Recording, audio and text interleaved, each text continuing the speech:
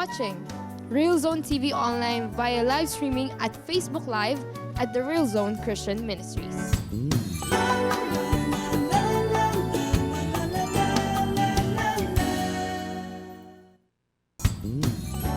Ikaw ay nanonood sa Real Zone TV online sa pamamagitan ng live streaming via Facebook sa The Real Zone Christian Ministries.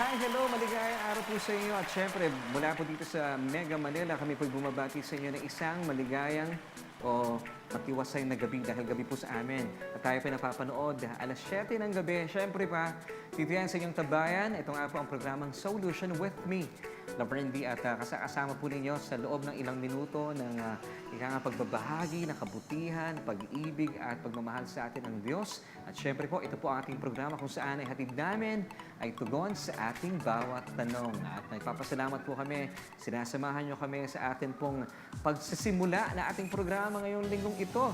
Ngayon pong Martes ng hapon o gabi para po sa mga kababayan natin sa Mega Manila at binabati rin po natin lahat ng ating mga kaibigan sa lahat ng panig ng daigdig. Good morning, good afternoon, good evening. Lahat po ng good ay gusto namin pong ipaabot po sa inyo mula po yan dito sa Mega Manila, partikular dito po sa Las Piñas City. At kasama po ang inyong mga kaibigan. Of course, kasama rin natin mula dito sa ating studio si Kuya Verne D, ang ating technical director. And of course, ako nga po inyong lingkod at makakasama at laging kasama na Verne D para po ipagsaluhan po natin ang napakayamang kapahayagan ng salita ng Diyos ngayong araw na ito. Special na araw po para sa akin, Tuesday, July 9, 2019.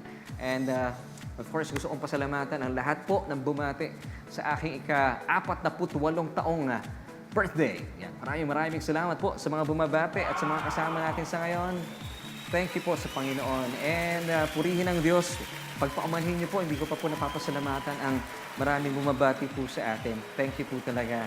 And gusto ko rin batiin ang mga kasama natin sa studio.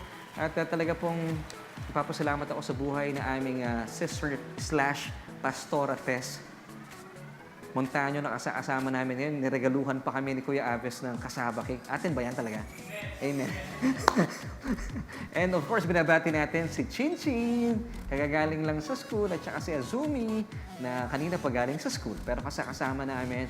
And of course, binabati rin natin, bagaman hindi niya pala birthday, si Brother Chris Montaño. Sa October pa raw po ang birthday niya. Yan, happy birthday bro in advance. At sa mga ka-birthday ko, happy birthday po sa atin. Purihin ang Diyos. At kaibigan, gusto ko man nabatian ng mga kasama natin. Si Pastor Verne Manzano, maraming salamat po. Ka-jamming natin tonight. Si Sister Ellen Castillo. Naku, sila po yung mga kasama pa natin simula nung nagsimula ang SOULution. Nandiyan din, of course, sa aking may bahay. Talagang very supportive. Salamat din sa aking anak na bunso. Ay sila po yung mga kasapakat nila, Kuya Budget, Kuya IJ, Ate Michelle, Ate Biza, Ate Pichi, Kuya Mark, si Kuya Noel, Ate Rosie, at sa marami pa nating kaibigan na gusto ko po pasalamatan dahil sila po ay nanggulat sa akin last Friday para po sa isang surprise birthday celebration ng inyong lingkod. Maraming salamat po. At binabati ko rin, pinapabati ni Pastor Vigan, si Sister Leonora Dacumos, maligayang panonood po sa inyo. And of course, salamat din. Nakita ko si Ate Nila. Thank you, Ate Nila. Nandiyan din si Brother Randy Molina na na-miss namin ng Friday evening. And salamat, of course, sa ating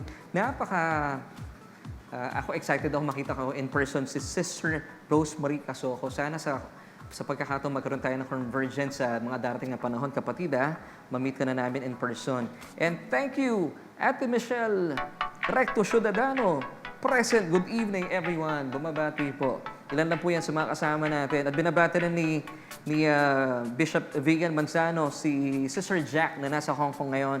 Sister Jack, Nasa Hong Kong ka pala ngayon and we're hoping na ikaw ay ka-jamming namin tonight. Binabati rin natin si Brother Jeffrey Kalapit. Maraming salamat, bro. At kay Ate Jenny Pepsor sa kanyang mga anak. Salamat po. Binabati rin natin si paring Rolly Claro. Bro, I am hoping na ikaw ay ka-jamming natin ngayong gabi. And of course, kaibigan, sa ating pagpapatuloy, narito muna ating mga pag-uusapan para kumpletos regados. Kaya naman, narito na ang Question of the day.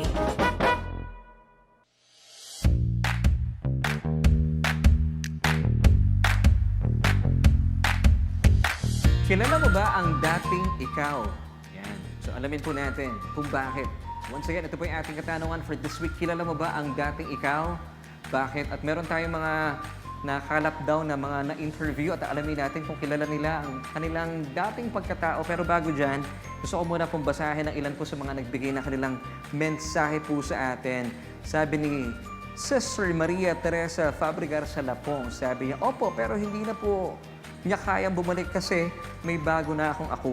Yan, thank you. So, hindi na sila magkakilala. Sabi ni Ate Michelle Recto Ciudadano, hindi na po because I died and buried with Christ. That is why I'm a new creation. And according to Galatians 2:20, I have been crucified with Christ. It is no longer I who live, but Christ lives in me. And the life which I now live in the flesh, I live by faith in the Son of God, who loved me and gave Himself for me. Thank you, Ate Michelle. Totoo yan, no? Galing, ha? Pastora talaga ang dating ni Ate Michelle. Thank you, Ate Michelle. I am a new creation in Christ, 2 Corinthians 5, verse 17. Sabi ni Brother Alexander de Viloria, bro, hope to see you soon. Excited din ako makita ang kapatid na ito. And sabi ni Sister Mary Ann Punsalan, Sister Mary Ann, kung nanonood ka sa ngayon, thank you so much. Dahil alam niyo po mga kaibigan, sa mga nanonood sa ngayon, nagbigay pa po siya ng special na panalangin po para sa akin. Really, I appreciate it so much. Sister Mary Ann Punsalan, alam ko nasa Hong Kong din si Sister Mary Ann Punsalan. Sabi niya, kung babalikan natin ang ating pagkatao noong hindi pa natin kilala ang Panginoong Jesus, hi, I'm very sure kilala ko sa sarili ko. Sabi ko po kung babalikan, ha? Ngayon na may relasyon na ako sa ating Panginoon, hindi ko nakilala yung dating ako. Dapat ang makita po sa akin ay yung mga halimbawang ginawa ni Jesus nung siya'y nagkatawang tao dito sa lupa. Maging Kristiyano sa salita, lalo na sa gawa. Thank you, Sister Mary Ann Punsalan mula sa Hong Kong. And ito si Brother Benson Go, kasama po natin nung Fridays. Thank you, bro. Opo, ang dating makasalanan ako na pinawalang sala ng dahil kay Cristo doon sa krus ng Kalbaryo. So kilala pa raw po niya. Kaya pala gusto kong batiin ng mga Team Angeles, si Pastor Chan, Brother Redemptor David, si Brother Andy Maruso, nandiyan si Brother Michael Agustin. Nakaligtaan kong pangalan ng kapatid, yung isa nating kasama.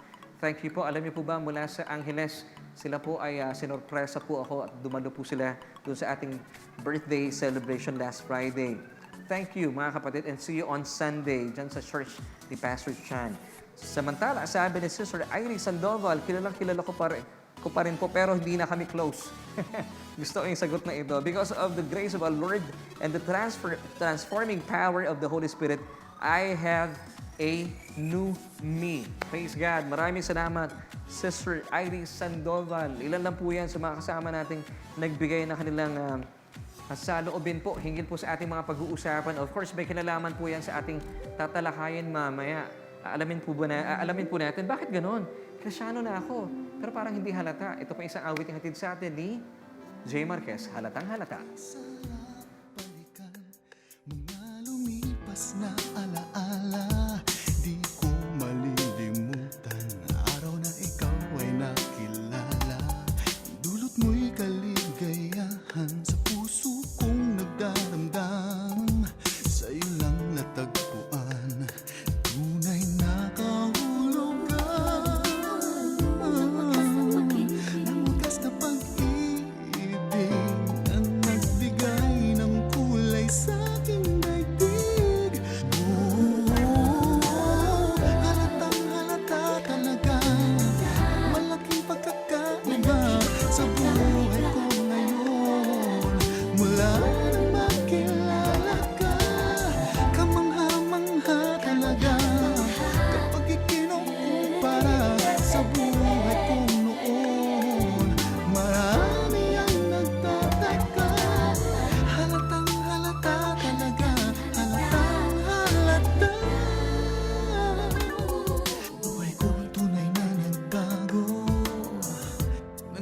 sa pag-ibig mo.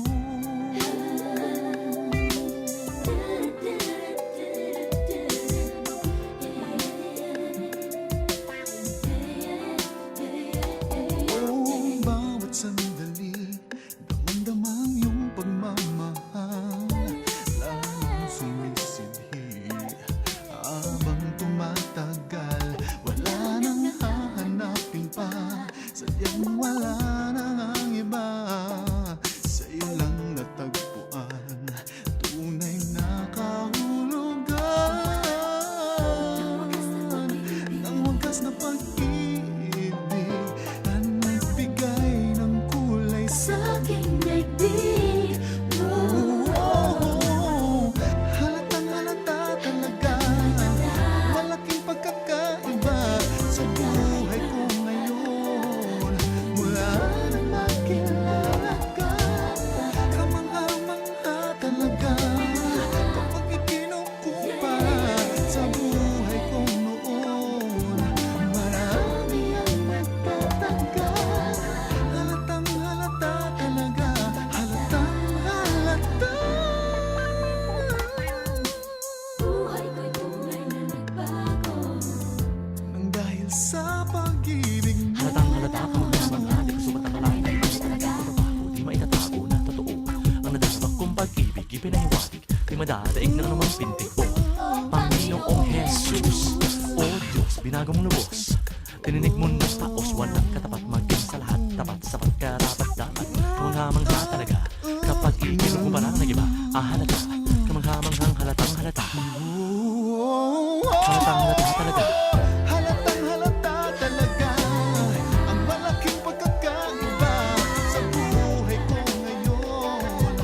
Mula nang makilala ka, kamangha-mangha talaga kapag ikinukumpara sa buhay ko noon. Marami ang nagtataka, halatang halata talaga, halatang halata. Buhay ko'y tunay na nagbago nang dahil sa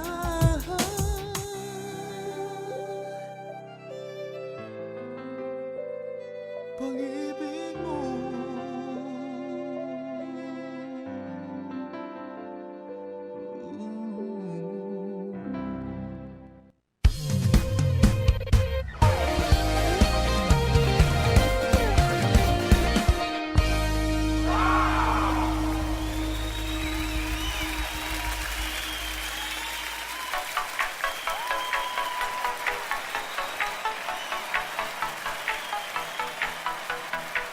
Babalik tayo at maraming salamat po for joining us tonight dito yan sa SOULution with me, Verne D. At napakinggan po natin ang isang napakagandang paalaalang awitin sa atin ni Mr. J. Marquez, Halatang Halata. Mula po yan sa Papuri 17. Nagkatid sa atin sa ikalawang bahagi na ating programa. Dito nga po yan sa SOULution with me, Verne D. At napaka-espesyal po ng gabing ito dahil, thank you Lord, ako po ay celebrate ng birthday today. July 9, 48th birthday ko na po. Purihin ng Diyos. At sa mga gusto pong magpabati, meron kayong gustong batiin, isulat nyo lang po sa ating, ang tawag dito, chat box ba ito? So ipagbigay, alam niyo po sa amin at gusto ko pong batiin ang mga kaibigan natin. Si Atenila Torreda, good evening din sa iyo, Atenila. Malayo ito si Atenila, layo ng bahay nito no? Si Sandra Galang, kapatid, nasa langit na oo Elena Garcias Baldovino, happy birthday po. Maraming salamat po sa inyo. And get well soon kay Titus. We pray na inaangkin na natin ang kagalingan ni Titus sa ngayon. And we're hoping na nanonood din si Kuya Tracy, si Ate Day Mercado. Maraming salamat po. Nandyan din sila Kuya Budget, sila Brother Henry. Maraming salamat po for watching. And see you on Sunday dahil tayo po ay darako dyan sa church nila Pastor Chan sa kanilang second anniversary celebration sa Angeles City. God's Love and God's Grace Church, Angeles City, Pampanga. Maraming salamat po at kaibigan. Muli po, bago natin mapakinggan yung mga sagot na ating mga kaibigang nakalap na aking may bahay, ay muli po narito ating katanungan. Dito yan sa Question of the day.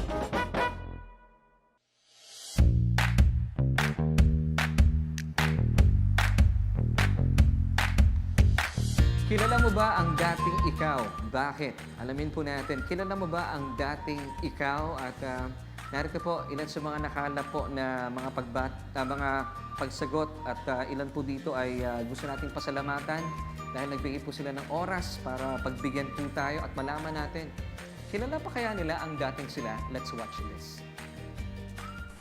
Hello po, Pastor Laverne. Ako po si Mona Lisa Putingan. Kung maalala niyo po, nag-meet na po tayo ng personal sa Convergence ng Papuri Radio Show. Dati po kasi nakikinig ako ng yung programa sa radyo at lalo na ngayon sa FB, yung programa yung SOULution. Katunayan nga po, lagi ko siyang sinishare at pinagpe-pray na sana panoorin ng aking mga friends sa FB. Dahil sa totoo lang po, ang laki po ng naitulong ng yung programa sa aking buhay. Actually po, 10 years na po akong nakakilala sa Panginoon, 10 years na po akong Kristiyano, pero feeling ko po ang hirap-hirap ng buhay Kristiyano dahil yung mind ko po nakafocus ako sa mga bagay-bagay na dapat kong gawin para ma-please si Lord, yung mga bagay na dapat kong gawin para malugod sa akin ng Panginoon. Ganun po yung dating pananaw ko sa buhay. Pero nung nakapakinig po ako ng programa nyo, lalo na ngayon dito sa SOULution, marami akong natutunan. Unti-unti po, nagkaroon ako ng tunay na pananampalataya sa Panginoon. Nabuksan yung maling pananaw ko, yung maling paniniwala ko. Lahat po ng mga verses na itinuturo nyo sa SOULution, binabasa ko po siya, inaaral ko din po siya. At salamat sa Panginoon dahil sa totoo lang po, ngayon lang po ako nagkakaroon ng tunay na kapayapaan sa puso ko. Parang naging matatag yung relationship ko ngayon kay Lord. Parang mas tumibay yung aking pananampalataya sa Kanya compare before. Kasi dati po, ang dami ko pong kinatatakutan sa buhay. Ang dami ko po talagang maling paniniwala, pero salamat po sa iyong programa dahil lahat po ito ay nabago. At sa ngayon po, ako po ay talagang punong-puno ng kapayapaan. Nagkakaroon ako ng joy sa puso ko.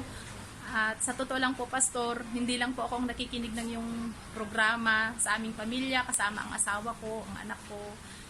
Inaaya ko silang makinig ng SOULution tuwing day off ng aking mister. At salamat sa buhay ninyo dahil talagang inihahayag niyo po ang tunay na ebanghelyo. Salamat talaga, Pastor, dahil hindi ko po alam kung ilang pastor pa ngayon ang nag-share talaga ng tunay na ebanghelyo. Parang kayo na lang po yata.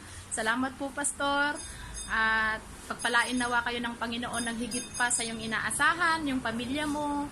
And at sana bigyan ka pa ng mahabang buhay para mas matagal mo pang ma-share yung mga nalalaman mo tungkol sa tunay na ebanghelyo. Salamat, Pastor, and belated happy birthday. Salamat po. God bless and more power. Verne, binabatikan namin ng happy birthday.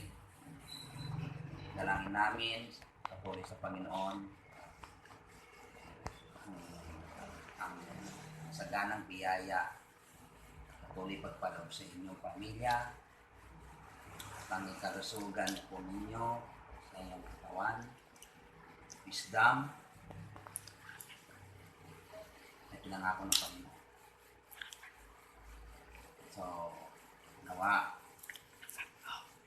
mahaba pa ang iyong buhay at patuloy na gamitin pa ng Panginoon sa buong mundo. Amen. Tunay na pinagpala ka, Pastor, para maging pagpapala kayo sa amin, sa mga, lalo na ginagamit kayo ng Panginoon para patuloy na maipahayag ang kanyang mabuting balita, Gospel of Grace. Pagpalain ka lalo ng Panginoon, maging ang iyong pamilya, pagpalain. Maraming blessing din sa amin pagdating mo sa church dahil kami lumawak ng aming kaalaman about Christian please. So, kakantahan ka namin. Happy, happy, happy birthday. Sa'yo ang pagkain, kami ang kakain. Happy, happy, happy birthday. Sana'y mabusog mo kami. Bawi ka na lang. Pag birthday ko. Happy birthday, Pastor! Sa paboritong anak ng Diyos na pinagkatiwalaan ng mensahe ng biyaya, Pastor Laverne, isang happy na at birthday pa na pagbati sa iyo. Sabi ng Psalms chapter 91, long and satisfied life. Pastor Laverne, Genesis chapter 6 verse 3, 120. Okay na ba yon? But because you are living under the grace of God, ang biyaya ng Panginoon ay patuloy na sasagana sa iyo. Gamitin ka pa ng Panginoon sa mas malawak na ministeryo. Sabi nga, at natatak sa akin, lagi mo sinasabi, sa Diyos ang papuri. In behalf of any born-again Christian church, Evigan Manzano, ay bumabati sa iyong karawan. Happy birthday, Pastor Verne D. God bless. Hi, my name is Anna Ishikawa from the land of the rising sun, Japan. Konnichiwa. Happy birthday, Kuya Laverne. And dalangin po namin na bigyan ka pa ng Diyos ng maraming birthday. Pagpalain ang iyong programa para po mas marami pang taong makaabot ng iyong mga mensahe at gawain ng Panginoon. Lahat ng ito ay pinupuri namin ang Panginoon at sa buhay mo, Kuya Laverne, maraming sa lahat. Salamat din po. God bless po and marami kaming natututunan sa iyong mga programa. Lalong-lalo na ang grace of God kung paano gawin sa buhay namin. More power. Happy birthday, Kuya Laverne. Sa'yo na lang. Hi, Pastor Laverne. Happy birthday po. Salamat sa buhay mo bilang isang pastor. No, hindi tayo magkakilala personally, pero nariyan ka at nagiging pagpapala ka sa buhay ko bilang isang Kristiyano. Salamat din sa family mo, kila Ate Jo. Patuloy na kayo ay mas lalo pang magamit ng Panginoon sa paghahayag ng iyong salita at patuloy pong maging pagpapala din kayo sa amin bilang mga tagapakinig mo o tagapanood mo sa SOULution. Patuloy na ikaw ay bigyan ng lakas ng ating Panginoon at patuloy na ang pagpapala ng Diyos ay sumagana sa iyong pamilya. God bless you and patuloy kang mas gumuwapo pa sa pagiging isang pastor. Salamat at ikaw ay patuloy na lumakas pa sa ating Diyos. God bless you. Magandang hapon po. Ako po si Lynn from Cambodia at bumabati po ng maligaya at mapagpalang kaarawan sa ating pastor na si Pastor Laverne. Nagpapasalamat po ako sa Lord sa buhay niyo. Tunay na ginagamit po kayo ng Ama na sa pamagitan ng mga mensahe niyo po para po mapagpala ang mga taong kagaya ko na nakikinig sa salita ng Diyos. Maraming salamat po.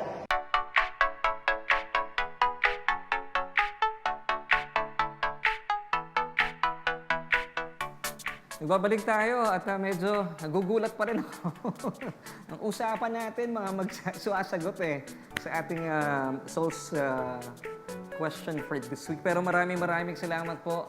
Ako ay talagang ginulat na naman ang aking... Sino may pakana nito? Si Mami, tsaka ikaw, tsaka si Kuya, tsaka si Arian. Maraming salamat, Ma. Talagang praise God sa buhay ninyo. At gusto ko rin pasalamatan po ang mga kaibigan natin. Bagaman yung iba po sa kanila ay hindi ko po personal nakakilala.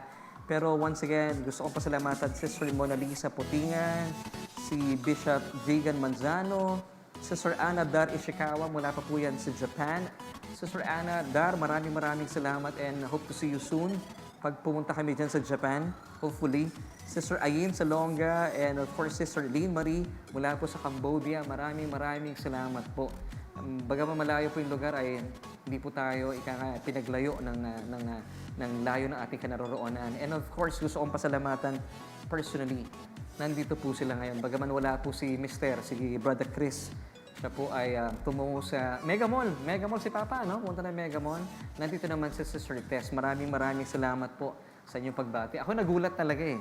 Hindi ko akalain. And of course, sa ngalan po ng Real Zone Christian Ministries, gusto kong pasalamatan si Pastor Anitz Adra for giving us the opportunity para maipahayag po ang salita ng Diyos. And of course, through this program, SOULution, ito po ay gawain po natin at naisan po ng aming sambahan na ipabatid po sa madlang people. Yan ang sinasabi ng maraming tao, ang tunay na ebanghelyo po na siya nagpapabago ng buhay po natin.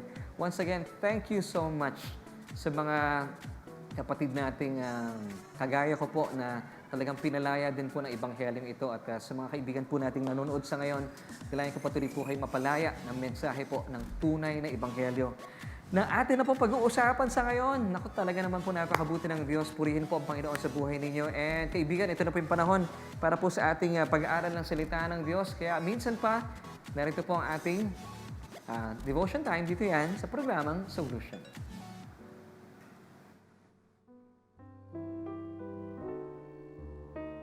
At sa atin pong pagpapatuloy, gusto ko rin pasalamatan. Nakita ko po dito yung aking kaklase nung high school, si Sister Myla Valenzuela Diaz. Thank you, Myla. At I hope to see you soon. Maraming salamat. At sa mga kaibigan po natin patuloy tayong sinasamahan, maraming salamat. Si Kuya TJ Tabausares, si Malin Solidad Maruso, salamat Sister Malin. Nandiyan din si Ate Bea Jane Dulogan, kasama natin ng Friday. Maraming salamat po. And ito na, ang ating mga pag-uusapan sa ngayon ay pagpatuloy po natin. At muli po maraming salamat sa inyong patuloy na pagtutok at panunood. At sa linggong ito po pag-uusapan natin at alamin po natin ang mayamang kapahayagan po sa atin ating Diyos. Dahil para po maintindihan natin kung saan tayo tinawag ng Diyos sa tamang paglakad sa Kanyang liwanag at salita. At para sagutin na rin po yung ating katanungan, kilala mo pa ba ang dating ikaw? Bakit? At this week po, alamin po natin bakit may mga mananampalataya sa ngayon, ang tanong nila, tinanggap ko na si Cristo pero parang hindi nakikita sa akin ang pagbabago. Importante po ito dahil naisip po namin yung topic na ito since birthday ko. So may kinalaman po sa pagbabagong ikaw. Maganda po kada birthday natin. Nakikita natin yung mga pagbabago, yung nararanasan po natin na tayo po'y lalong nagiging pagpapala sa ibang tao. Pero meron pong sistema ang Biblia. Hindi po kailangan po ng pagpapagod po dito na pangkaraniwan, kagaya ng sabi ni Sister Mona Lisa Putingan kanina na for the longest time sa buhay niya bilang mananampalataya, tila napapagod po siya. Because yun po ang dahilan, hindi po natin napapakinggan ang tunay na ebanghelyo.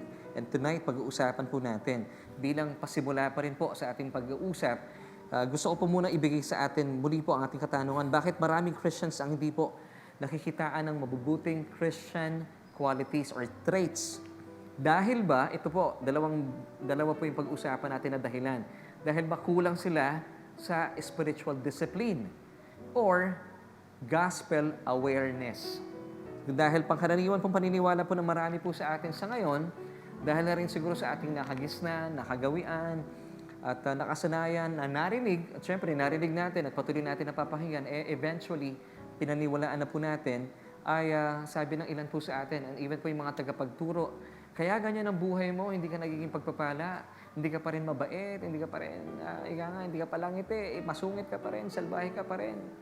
Tapos natitisod po sila sa atin dahil kulang ka sa spiritual discipline. Ito rin po yung napahinga ko before. At nag-i-struggle talaga ako, anong kailangan kong gawin?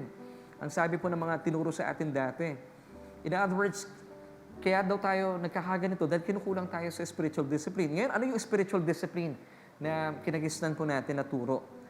Ay kinukulang daw tayo sa pagsunod sa mga alituntunin ng Panginoon. Na ayon pa sa mga turong ito, ay ang buhay daw po ng mga mananampalataya ay dapat ganito. Sikapin niya na mamuhay ng banal, matuwid, kaaya-aya at siya-siya sa harapan ng Diyos. Take note of this word, sikapin. Sikapin, ibig sabihin, ibigay mo yung 100% mo, talaga namang based on performance, based on effort mo. So, ito pang sinasabi ng marami po sa atin, ang buhay daw po ng isang Kristiyano ay pagharap sa maraming hamon ng Panginoon sa pamumuhay ng tapat, kasiya-siya, at dapat banal sa kanyang harapan. Pero kung susumahin po natin ang sinasabi ng bagong tipan, ng Ebanghelyo, hindi po sinabi ni Jesus in John 10 verse 10, na pangkaraniwan, ito po yung esensya ng ating mga natutuhan, I have come that they may have challenges and that they may have it more abundantly. Hindi po yan ang sinasabi ng Biblia, pero pangkaraniwan, ito po ang sinasabi sa atin sa kasalukuyan, na punong-puno daw po ng hamon ng buhay natin. Ngayon, nagiging dahilan para ang isang mananampalataya ay mapagod, ma-disappoint, ma-depress, ma-stress. Ngayon, alamin po natin, ano bang sinasabi po ng John 10 verse 10b? Ito po, malinaw, mismo pong lumabas sa mga labi ng ating Panginoong Jesus. Sabi niya, I have come that they may have life and that they may have it more abundantly. Wow! Take note po, the word life in this verse, sabi dito, and that they may have it more abundantly. Yung life po dito, in Greek, it means Zoe, or Zoe Ionos life. It means a God kind of life. So ano po ibig sabihin ng uri ng buhay na meron po ang Diyos? Healthy, masayahin, hindi po depressed, hindi po stressed, at punong-puno ng kagalahan na nagtatagumpay sa buhay. Reigning in life. Take note ang purpose po ng Diyos, ang purpose ng ating Panginoong Jesucristo, kaya po siya naparito sa mundo, ay para po ibigay po sa atin ang buhay, na meron po ang buhay ang ating Ama sa langit. Alam mo, napakabuti po ng Diyos. Hindi lang po niya layunin na tayo po ay makarating sa langit at magkaroon ng buhay na walang hanggan.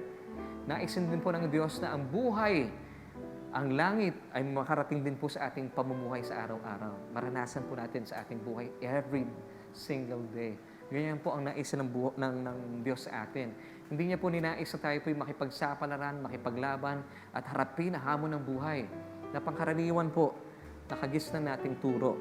So to answer our question, kung bakit po hindi namumuo ang isang mananampalataya, hindi po siya productive, hindi po siya nakikitaan ng good Christian qualities o mabubuting karakter. Kagaya ng faith, virtue, ito po ang sabi ng 2 Peter 1 verses 5 to 7, faith, virtue, knowledge, self-control, perseverance, godliness, brotherly kindness, and love. Wala kang mababasa dyan na sinasabing spiritual discipline. Wala po. Pero pangkaraniwan, ito po yung dinadagdag na lang po ng mga tagapagturo sa atin. Wala kang mababasang ganon. Ngayong kaibigan, ano po ang kulang sa atin? Bakit po hindi tayo nakikitaan ng mabubuting karakter na ito? At isa pang good news pala, bago tayo tumungo dyan. Alam mo ba, in verse 8, 2 Peter chapter 1, ito raw po mabubuting karakter na ito, faith, virtue, knowledge, self-control, ay ibinigay na daw po sa atin ng Diyos, of course, through the finished work of Jesus. And isa pang good news, ito daw po ay nananagana, umaapaw. Ngayon ang question, bakit Brother Laverne, binigay na ito sa akin, ba't hindi ko nararanasan? And take note, kasama po dito yung self-control. Self-control, pag pinakinggan mo parang self-effort, pero kung babasahin mo ang Galatians 5 verse 23, ang self-control po ay hindi po driven by self-effort. Ito po ay fruit of the Spirit. So isipin mo even self-control po ay kusang lumalabas. Hindi ito bunga ng iyong self-effort. Ngayon, let's go back sa question. So, paano po daw natin mararanasan, bagaman ibinigay na po sa atin, bakit parang tila ang question mo sa akin, nasa akin na pala, Brother Laverne, pero bakit hindi ito nakikita sa buhay ko? At parang tinanggap ko na si Cristo, but parang hindi pa rin halata, hindi pa rin ako nagbabago. Kung hindi spiritual discipline ang problema ko. Ngayon, kaibigan, to answer the question, let the Bible answer for us. Ang sagot po kung bakit hindi mo nararanasan or hindi nakikita sa buhay mo ang good Christian traits na ito, alam niyo po, ang sagot, it's found in verse 9 ng 2 Peter chapter 1. So basahin po natin, nasa screen po natin yan. Let's read. For he who lacks these things pertaining to good Christian qualities, ng verses 5 to 7 ng 2 Peter chapter 1, ikaw daw ay tinuturing na short-sighted, even to blindness, and has forgotten, take note, and has forgotten that he was cleansed from his old sins. Ngayon, basahin po natin, mas malinaw sa Tagalog. Ikalawang Pedro 1:9. Basa. Okay, basahin natin Ang taong wala na mga katangiang iyan ay mistulang bulag at nakalimot na pinatawad na siya sa kanyang mga kasalanan. Ngayon, itinuturing po daw kayo na bulag at nakalimot. Ngayon, ano po ang tugon sa mga taong bulag? Kailangan po nila ng paningin. Kaya po tayo nagkakaroon ng pag-aaral sa ngayon. Ano po ang kinakailangan po na gamot para po sa mga nakakalimot? Paalaala, kaya po narito ang solution. Naisin po natin ipaalala po sa inyo bilang mga tumanggap na kay Cristo at kumikilala sa kanyang mga tinapos na gawa, ikaw ay pinatawad na mula po sa lahat ng iyong mga kasalanan. Yun po ang katotohanan. Ngayon, muli po, hindi po spiritual discipline ang sinasabi ng Biblia. Hindi po ito ang kulang sa iyo. Kulang ka lang sa gospel awareness. Hindi mo alam ang gospel. Hindi ka lang aware na ikaw ngayon ay isa ng bagong nilalang kay Cristo. You are now a new creation. At sabi pa ng 2 Corinthians 5 verse 17, that you are now in Christ. Alam mo kaibigan, ang biyaya po natin dito, ang pagpapala natin, mas pinagpala pa po tayo kay Abraham. Sabi po ng Diyos kay Abraham, walk before me. That was close. Sabi niya kay Moses, walk beside me. That's even closer. Pero tayo, alam mo, ang pagpapala po natin, ang biyaya natin, we are now in Christ. Wow! Tayo po ay talaga namang pinagpala at binayayaan po na sobrang intimate tayo. Ngayon, ang susi po dito, you have to remind yourself, you have to be conscious about this. Alamin mo that all things, including your old you, your old self, patay na po iyon, nakalibing na. And behold, importante po yung word na ito, behold. Ano po ibig sabihin ng behold? Be aware and be conscious that all things have become new. Isa ka ng bagong nilalang. So, ang question mo siguro, paano ako magiging aware? Ito na po ang magandang katanungan para po sa ating episode for tonight. Basahin po natin ang sinasabi at magandang paalaala po sa atin ng Ephesians 4, verses 22 until 24. Okay, simulan po natin sa verse 22. That you put off, take note, you put off, hubarin daw po natin, concerning your former conduct, the old man. Hubarin na daw po natin, lumang tayo, which grows corrupt according to the deceitful lusts. Question, paano? Sinagot po ito ng verse 23. And be renewed in the spirit of your mind. Ngayon, paano po kayo magkakaroon ng renewal of the mind? Manood po kayo ng mga programa kagaya po ng SOULution na tumutukoy sa mga tinapos ni Cristo at hindi po sa mga programang tumutukoy sa mga tinapos mo at sa mga ginagawa mo, hindi po gospel yon. So, importante po. And then, verse 24 tells us, and that you put on, take note, put on the new man which was created according to God in true righteousness and holiness. Ito po yung topic natin for tonight. Put on the new you. Ngayon, ano yung bagong ikaw? Ang ganda po ng sinasabi ng verse 24. The new you, which was created according to God in true righteousness and holiness. So because of the finished work of Jesus today, ikaw ay matuwid na at banal na sa harapan ng Diyos. Wow, this is you today.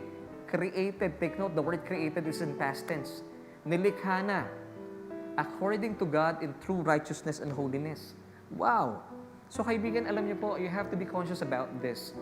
Practical application, magsuot ka ng damit na may nakasulat na Jesus, makikita mo magiging conscious ka sa paglalakad mo sa labas ng bahay ninyo. Hindi ka na magsusungit, hindi ka na magiging suplado. Kasi maalala mo, sandali, may nakasulat na Jesus sa aking damit. Practical application po ito. Subukan niyo po for 7 days. Bumili po kayo ng damit. Or kaya, yung damit niyo, paulit-ulit lang. Nakasulat po dyan malaki, Jesus. Practical application. Ngayon, magiging conscious po kayo about renew you. You have to put on the new man in you. So, ang atin pong solution, be aware. Ito po ang susi. You have to be aware, be conscious that this is now the new you created according to God in true righteousness and holiness. So kaibigan, ito po ang susi. Kaya pala, ikaw tumanggap na sa Panginoong Jesus bilang iyong Diyos, sariling tagapagligtas, parang bumabalik ka pa rin sa dating ikaw. Mukhang close na close pa rin kayo ng dati mong ikaw. Alam mo ang kulang, once again, hindi po spiritual discipline. Dapat po yung awareness lang about the gospel. Dapat makilala mo yung bagong ikaw. Wala na po yung dating ikaw. Patay na yon, nakalibing na yon. Be conscious about your new self. The new you, created according to God in true righteousness and holiness. Kaibigan, this is true. Maybe, baka po mapataas ang kilay mo. Would you believe that you are as holy and as righteous as Jesus? This is true. Sabi po ng 1 John 4:17, that we may have boldness in the day of judgment. Why? Because as Jesus is, present tense, so are we in this world. Wow. Ito po yung nagbibigay sa atin ng boldness and confidence on the day of judgment. So kaibigan, ang susi para po makitaan po tayo ng good Christian qualities, you have to be aware na ikaw ngayon, you were created according to God in true righteousness and holiness. Praise God. Kaibigan, ipagpapatuloy po natin ating pagtalakay bukas. Kaya naman maraming salamat po for keeping me company dito yan sa ating programang SOULution. Hindi pa po tayo tapos. Tayo po ay mananalangin pa. Kaya naman salamat po. At kayo po ay nakasama ko sa ating devotion time. Of course, dito pa rin yan sa SOULution.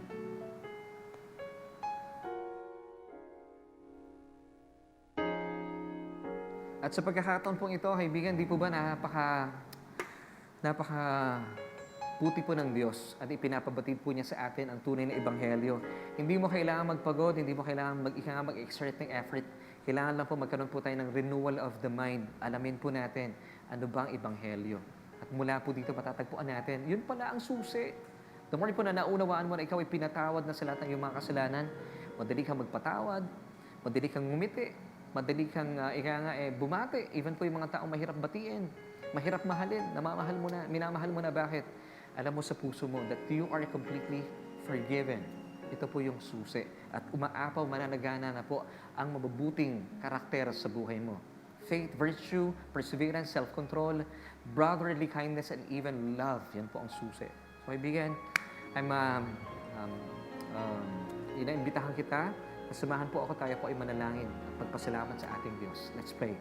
Aming Ama, Aba, maraming salamat po sa isa na namang edisyon na aming programa na patuloy mo po kami pinapagyaman sa saganang biyaya at kapahayagan ng iyong salita. Na hindi po namin kailangan magpagod, pagkas Panginoon, mapanatili kami sa katotohanan na angkinin po namin ang kapatawaran na inilagak mo sa amin sa pamagitan ng mga tinapos na gawa ng aming Panginoong Jesus sa krus ng Kalbaryo. At mula po dito, maunawaan po namin, manatili kami sa katotohanan ito. Hindi po namin maiwasang mananagana at mararanasan po namin ang mga pagbabago, ang pananampalataya, pag-ibig, self-control, perseverance, godliness, Panginoon, ang mga sinasabi ng 2 Peter 1, verses 5 to 7.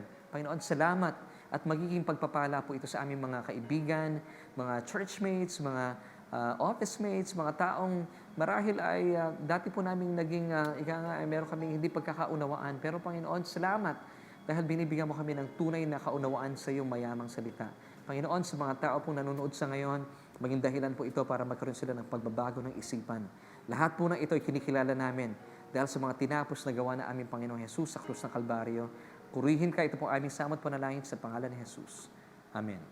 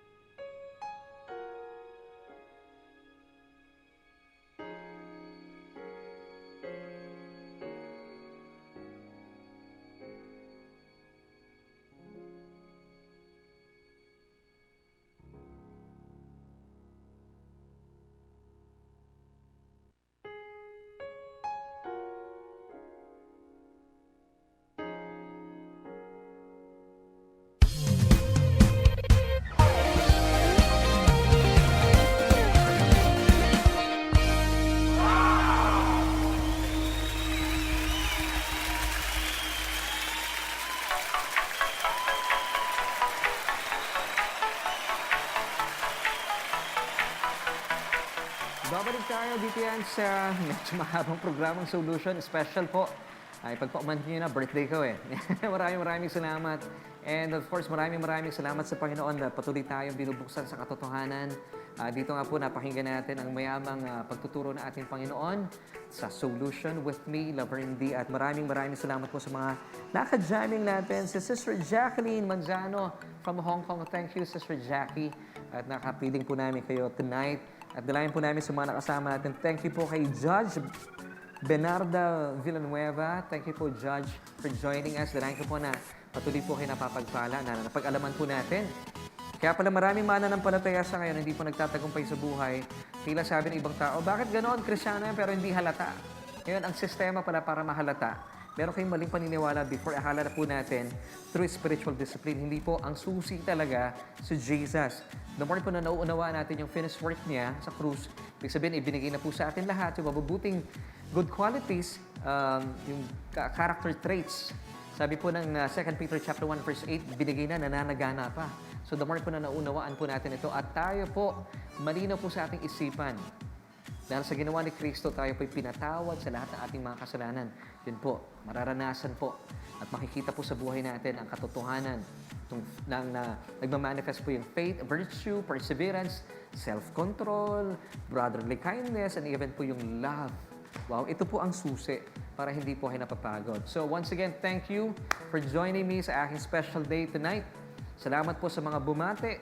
Talagang nagulat na naman ako. Salamat po, Pastor Vigan Manzano, si Sister Mona Lisa Potingan, nandiyan din si Sister Ayin Salonga. Salamat din kay Sister Anadar Ishikawa from Japan, Sister Lynn Marie from Cambodia, and of course, mga kasama natin mula sa Mega Manila, Sister Tess at si Brother Chris Montaño. Maraming salamat po for joining us. At tayo po magpapaalam na sa ngalan po ng Team SOULution at sa ngalan po ng aming sambahan. Maraming salamat po for joining us tonight at sa ngalan din ni Kuya Aves D. Kasama po natin. Nais po namin iwan sa inyo ang 3 John chapter 1 verse 2, Beloved, ikaw yan. I wish above all things that you may prosper and be in health, even as your soul prospers. Bye!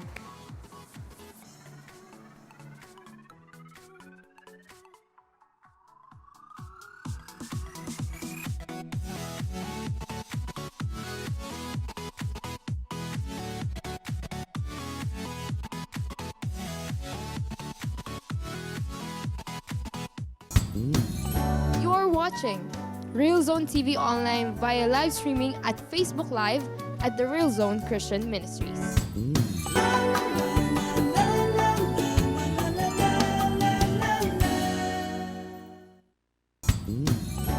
Ikaw ay nanonood sa Real Zone TV online sa pamamagitan ng live streaming via Facebook sa The Real Zone Christian Ministries.